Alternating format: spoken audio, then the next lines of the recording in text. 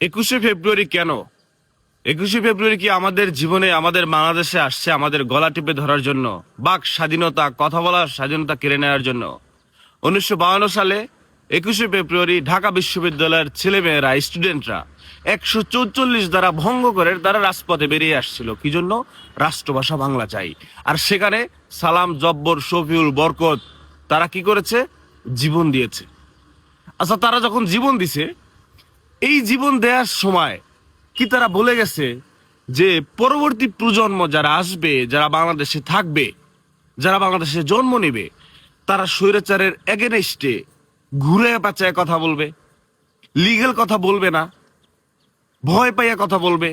সালাম, জব্বর, শফিউর, বরকত তারা কি এটা বলে গেছিল যে আমরা যে জীবন দিতেছি ভাষার জন্য, রাষ্ট্রভাষা বাংলা চাই, এটা আমরা জীবন দিলাম, ভাষা এনে দিলাম, পরবর্তী প্রজন্ম দাম্ভিকতাকে, ভোট চোরকে, টাকা পয়সার হ্যাডামকে, পেশি শক্তিওয়ালাদেরকে ভয় পেয়ে কথা বলবে, বাংলায় কথা বলবে, তারা আস্তে গলার স্বর নামায় কথা বলবে, চোখের দিকে তাকায় কথা বলবে না, মানুষকে মানে অপশক্তিকে, চান্দাবাজকে, ডাকাতদেরকে, জোর জুলুম করাদেরকে তাদের মানে নিচের দিকে তাকাইয়ে আস্তে আস্তে মেনে মেনে হুজুর হুজুর করে কথা বলবে।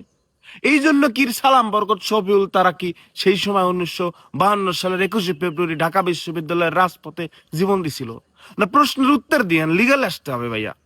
এবার আসেন আপনি, না আমাকে আমার সিনিয়র ভাই বেয়ারদারা, হাই লেভেলের ভাই বেয়ারদারা বলে যে তুমি সাবধানে থাকো। আমি সাবধানে কেন থাকবো?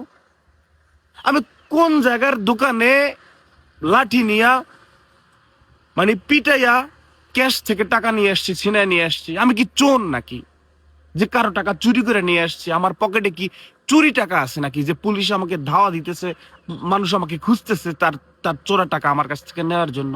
অন ক্যামেরায় বলতেছি, কোন ব্যবসা প্রতিষ্ঠান, কোন ব্যক্তি আমার কাছে, আমি তার মানে তার কাছ থেকে চুরি কইরা, দাম্ভিকতা দেখাইয়া, পোলাপান গিয়া নিয়া, ভয়ভীতি দেখাইয়া, চান্দাবাজি করে টাকা নিয়ে আসছি? অন ক্যামেরায় বললাম, কোন ব্যবসায়ী, কোন ম্যান দেখাতে পারবে, বলতে পারবে যে কাফি এটা করছে? তাহলে আমি লুকিয়ে পালাই আমি সাবধানে কেন থাকবো? মানে সাবধানে থাকবো মানে কি আমি এখন পালাই থাকবো? ওয়াই? আমাদের পূর্বপুরুষরা তারা সেই 52 সালে জীবন দিয়ে গেছে না? রাষ্ট্রভাষা বাংলা আইনে দিছে না? তো কথা বলার স্বাধীনতা তো তারা আইনে দিছে জীবনের বিনিময়ে।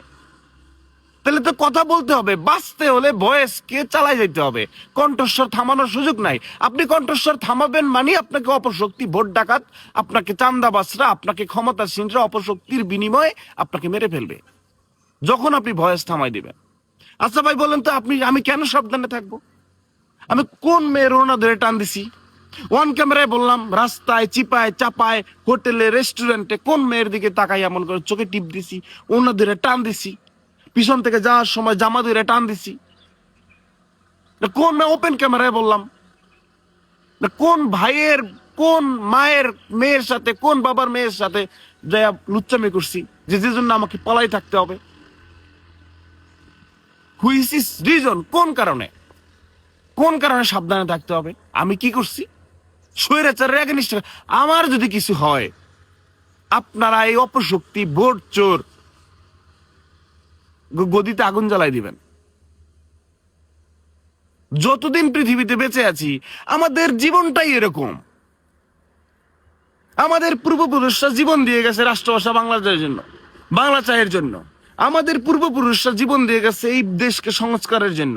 আমাদের পূর্বপুরুষরা জীবন দিয়ে গেছে এই দেশকে সঠিক পথে নিয়ে আসার জন্য। আমাদের পূর্বপুরুষরা জীবন এই জন্য দেয় নাই যে ভোট ডাকাতির জন্য, চুরি চোট্টামির জন্য, অন্যের ব্যবসা লুটপাট করার জন্য, চাঁদাবাজির জন্য। আমাদের পূর্বপুরুষরা ওটা দেখা যায় নাই।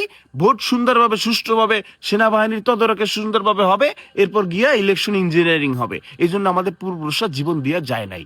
Loud and clear. ভয় পাওয়ার, সাবধানে থাকার, লুকায় থাকার, পালায় থাকার, বোরকার তলে থাকার কোনো মানেই হয় না। সালাম, জব্বর, শফিউর, রফিক, বরকত তারা জীবন কি জন্য দিয়ে গেছে বা রাষ্ট্রভাষা বাংলা আইনে দিচ্ছে, আমরা তো ফ্রিভাবে এখন কথা বলবো।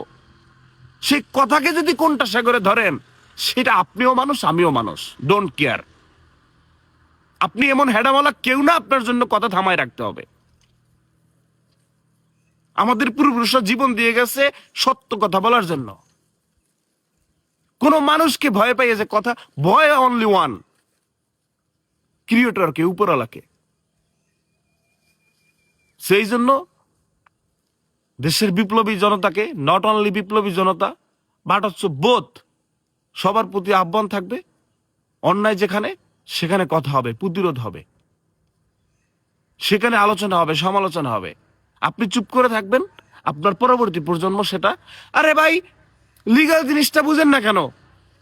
আপনার এই দেশের জন্য, রাষ্ট্রভাষা বাংলার জন্য, আপনার এই দেশের জন্য মানুষ জীবন দিয়ে গেছে, তাও আপনি এখন কথা বলতে পারতেছেন না। তাহলে আপনি যদি এই সময় এসে চুপ থাকেন, অন্যায়ের জন্য অন্যায়ের প্রতিবাদ না করেন, আপনার পরবর্তী প্রজন্ম তো ঘর থেকেই বেরোতে পারবে না। হিসাবটা বুঝেন, লিগালে আসেন ভাইয়া। সালাম, জব্বর, রফিক, শফিউর, বরকত তারা জীবন দিয়ে গেছে না? এরকম তো আরো অসংখ্য মানুষ জীবন দিয়ে গেছে এই দেশের জন্য। তো তাদের জীবনের বিনিময়ে আপনি যদি এখন কথা না বলতে পারেন, আপনি যদি সত্য কথা না বলতে পারেন, আপনি যদি আপনার ভয়েস না চালাইতে পারেন, আপনি আপনার অধিকার, আপনি আপনার দেশের মানুষের অধিকার ফিরে যদি না পান, তাহলে আপনি যদি সেইটাই এখন না করতে পারেন, তাহলে আপনি তো মানে এখন চুপ থাকবেন, আপনি তো জীবনও দিলেন না, কথাও বললেন না। তাহলে তারা তো জীবন দিয়ে গেছে, এই বিনিময়ে আপনি এখন কথা যদি না বলতে পারেন, তাহলে আপনি যে এখন চুপ আছেন, আপনার এই চুপ থাকার বিনিময়ে আপনার পরবর্তী প্রজন্ম তো ঘর থেকে বেরোতে পারবে না, না খাইয়ে মরবে।